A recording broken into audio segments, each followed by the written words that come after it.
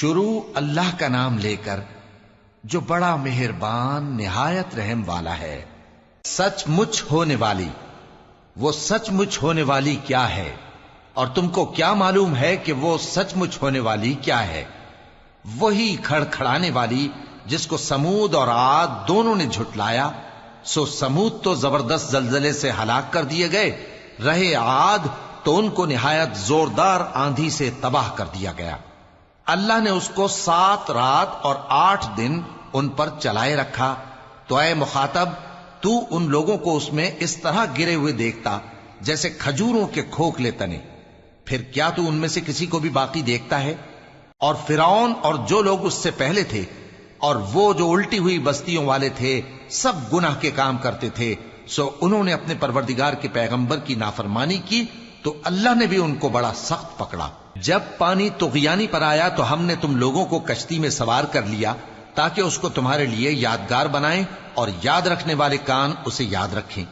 پھر جب سور میں ایک بار پھونک مار دی جائے گی اور زمین اور پہاڑ دونوں اٹھا لیے جائیں گے، پھر ایک بار ہی توڑ پھوڑ کر برابر کر دیے جائیں گے، تو اس روز ہو پڑنے والی یعنی قیامت ہو پڑے گی، اور آسمان پھٹ جائے گا تو وہ اس دن کمزور ہوگا، اور فرشتے اس کے کناروں پر ہوں گے، اور تمہارے پروردگار کے عرش کو اس روز 8 فرشتے اپنے اوپر اٹھائے ہوں گے۔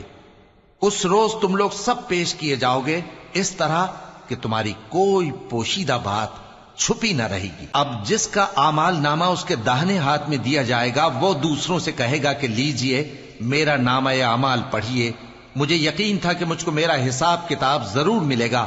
پس وہ شخص من مانے عیش میں ہوگا، یعنی اونچے باغ میں جس کے میوے جھکے ہوئے ہوں گے۔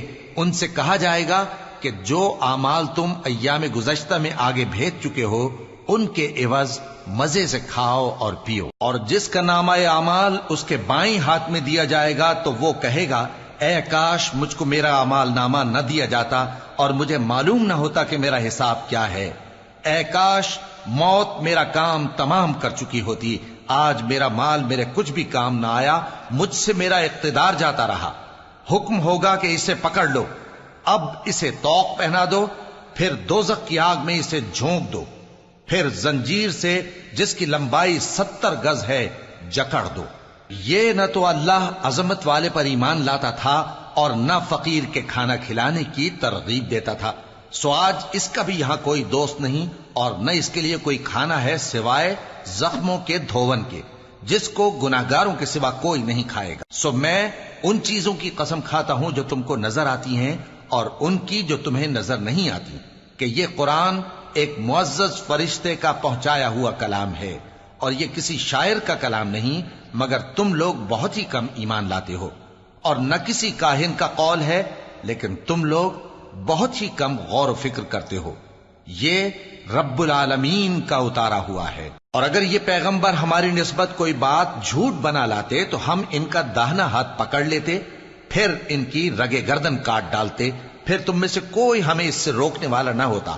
اور یہ کتاب تو پرہیزگاروں کے لیے نصیحت ہے، اور ہم جانتے ہیں کہ تم میں سے بعض اس کو جھٹلانے والے ہیں۔